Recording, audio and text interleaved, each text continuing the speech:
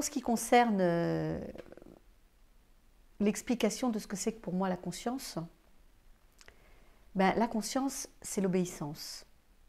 C'est-à-dire que en vieillissant, en avançant, en faisant mon chemin, je comprends qu'il y a des règles qui ne dépendent pas de moi, qu'il y existe quelque chose de plus grand que moi, ça c'est majeur pour moi, et que plus j'obéis, et meilleur je deviens. Et que je ne confonds pas l'obéissance et la soumission. Mais il y a l'âme et l'ego. Mon âme a fait des choix d'incarnation. Elle est venue ici pour tester quelque chose que j'ignore, et je ne le saurai jamais. Je repartirai sans pouvoir même toucher l'objectif réel. Mais ce que je sais, c'est que à chaque fois que j'ai accepté, que je me suis inclinée, que j'ai dit oui pour que ça passe par moi, le cœur ouvert, sans essayer de m'approprier ce qui se passe, eh bien ça se fait avec une incroyable cohésion d'amour et de subtil.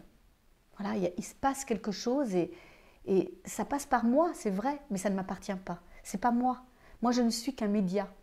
Moi, je ne suis qu'une possibilité de changement pour l'autre. Je suis une opportunité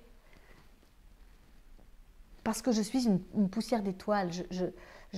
J'ai conscience que je suis là pour incarner quelque chose de plus grand que moi.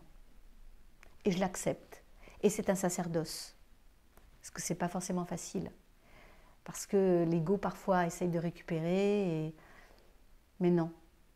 J'aime les humains. Je les aime profondément. Et j'ai envie de mettre de la conscience pour eux, qu'à chaque fois qu'ils vont s'incliner, à chaque fois qu'ils vont dire oui, à chaque fois qu'ils quitteront le fardeau pour le cadeau, eh bien, ils seront couronnés. Et moi, de pouvoir assister à ça, eh ben, ça valait la peine que je vienne sur cette terre.